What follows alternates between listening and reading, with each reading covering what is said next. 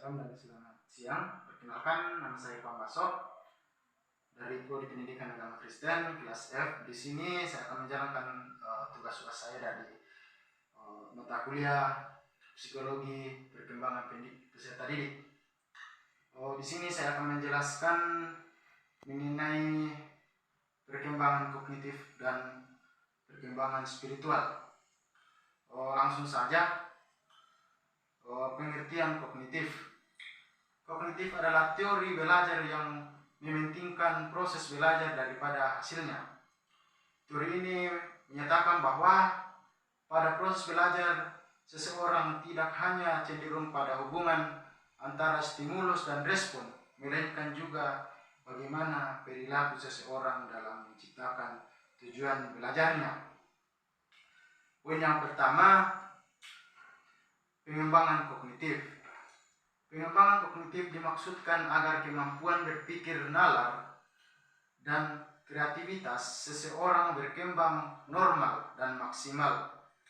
Dengan dasar kognitif yang kuat dan maksimal, seseorang dapat melakukan aktivitas lain maksimal, kemampuan berbahasa, kemampuan dalam mencerna pengetahuan dan kemampuan beradaptasi dengan lingkungan, kemampuan memahami realita dan lain sebagainya. Jadi ilmu kognitif ini mengajar kita untuk lebih memahami bagaimana cara kita memahami atau bagaimana cara bertingkah laku dan memahami sampai berapa kemampuan kita dalam beraktivitas dalam lingkungan kita. Dan ilmu ini mengajarkan kita supaya kita dapat beradaptasi dengan lingkungan dan sesama kita yang ada di lingkungan sekitar kita. Adapun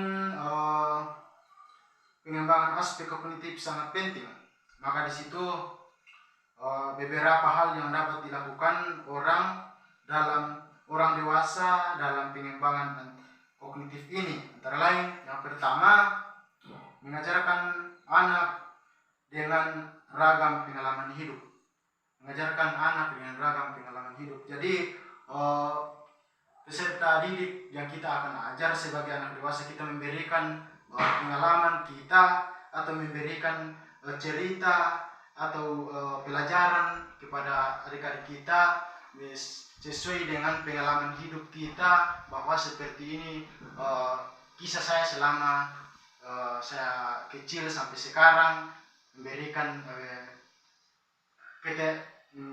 keterangan atau penjelasan sehingga kita dapat berhasil mulai dari tahap-tahap persiapan sampai dia berhasil sampai saat ini. Mengajarkan anak sambil melakukan. Jadi di bagian kedua ini membahas mengenai mengajarkan anak sambil melakukan. Jadi ketika kita mengajar anak, kita harus melakukannya. Misalnya kita dalam mengajarkan anak bagaimana cara membuat kreatif seperti menggambar.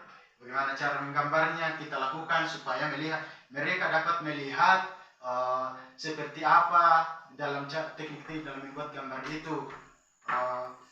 Misalnya kita membuat rumah, mereka bisa melihat bahwa pada saat kita membuat rumah, kita mulai dari sisi mananya, apakah dari atap atau mulai dari fondasi atau lain sebagainya. Jadi mereka sudah melihat contoh langsung. Dan yang ketiga, mengajarkan anak dengan pengalaman baru yang menentang. Jadi dari bagian ketiga ini memberikan kita motivasi untuk mengajarkan peserta didik atau anak-anak yang kita ajar mengajar sesuatu yang baru dan bersifat menentang, supaya mereka memiliki niat dalam menciptakan hal-hal yang baru pada dirinya, sehingga memperoleh hasil yang maksimal dan juga dapat percaya diri tentang apa yang mereka lakukan. Bagian yang kedua, pengembangan moral.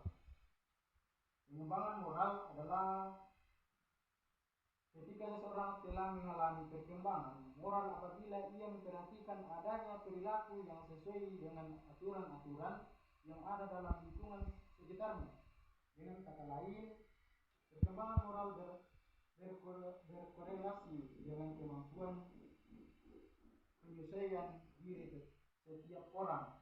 Ada beberapa cara dalam mengembangkan moral, yaitu menghormati orang lain, kebaikan hati, toleransi, dan keadilan.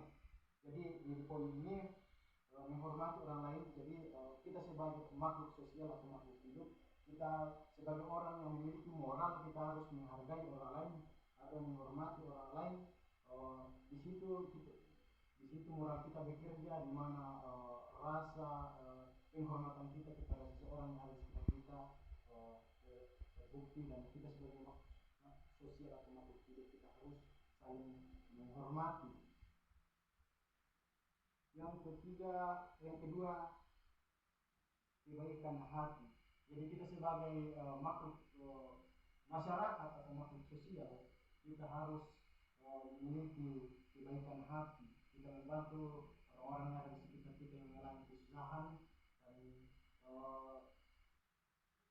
siapapun yang membutuhkan bantuan kita, kita harus berikan pertolongan kepada mereka agar mereka dapat merasakan kasih daripada Tuhan melalui usaha yang kita berikan, atau melalui bantuan kita mereka juga dapat menikmati berkat. Dan yang ketiga, toleransi. Kita sebagai masyarakat atau makhluk sosial atau orang-orang yang memiliki pergaulan yang dalam bermasyarakat, kita harus menanamkan dalam diri kita yaitu mengenai sikap toleransi. Jadi kita harus toleransi sama dengan orang-orang di sekitar kita, supaya apa yang kita ketahui mereka dapat ketahui, dan apa yang mereka ketahui dapat kita ketahui.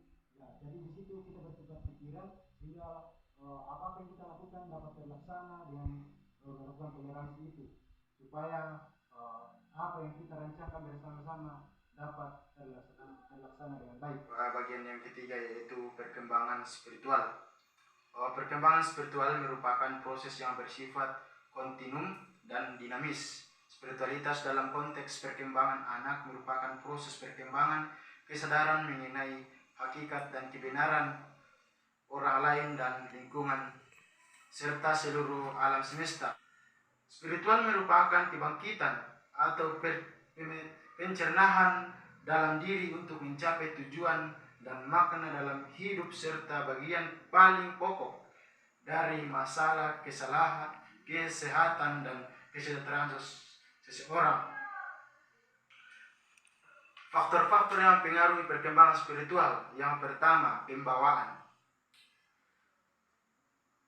Setiap manusia yang lahir, baik yang masih primitif, bersahaja maupun yang sudah modern, baik yang lahir di negara komunikasi maupun kapasitas, baik dari orang tua yang saleh maupun orang tua yang jahat, menurut fitrah kejadiannya mempunyai potensi beragam atau keimanan kepada Tuhan atau kepercayaan adanya kekuatan di luar dirinya yang mengatur hidup dan kehidupan alam semesta. Yang kedua, lingkungan. Fitrah beragama merupakan potensi yang mempunyai kecenderungan untuk berkembang. Namun perkembangan itu tidak akan terjadi ketika tidak ada faktor luar yang memberikan stimulus yang memungkinkan fitrah itu berkembang sebaik-baiknya. Jadi ini mempengaruhi fitrah ini. Yang kedua ini, lingkungan itu ketika kita memiliki kepribadian, kita harus mengambil dari pengalaman hidup kita melalui orang-orang yang ada di sekitar kita, baik itu dalam masyarakat maupun dalam lingkungan sekolah. Perkembangan ini akan kita miliki sesuai dengan pergaulan kita, dan kita memahami banyak pengalaman hidup sehingga kita dapat memaknai dan bagaimana melakukannya dalam kehidupan kita, sehingga perkembangan kita ke depannya akan lebih memaknai proses kehidupan yang sesungguhnya. Ya, fitrah agama dapat berkembang melalui keluarga. Jadi perkembangan pengetahuan kita yang pertama melalui keluarga. Keluarga mengajarkan kita bagaimana cara kita dalam beragama yang baik dan yang benar. Kedua, melalui sekolah. Jadi sekolah mengajarkan kita bagaimana memberikan kita motivasi atau pengajaran dalam membaca dan merenungkan dan melatih kita bagaimana cara kita mengasah pengetahuan kita mengenai agama itu dan pengetahuan sehingga kita sedikit demi sedikit memahami betul mengenai agama. Masyarakat, ya, di lingkungan masyarakat kita juga mendapat banyak pengalaman melalui teman-teman kita, orang-orang tua kita atau sahabat-sahabat kita mengajar kita bagaimana tentang pengalaman mereka beragama, mengajar apa yang tidak kita ketahui dapat kita ketahui melalui mereka yang memberikan kita pendapat atau pemahaman sehingga kita dapat menyimpan dan dapat mengetahui bahwa seperti beginilah pengembangannya. Mungkin sampai di situ materi yang saya bawakan pada saat ini, semoga bermanfaat bagi kita semua. Kurang lebihnya mohon dimaafkan. Terima kasih.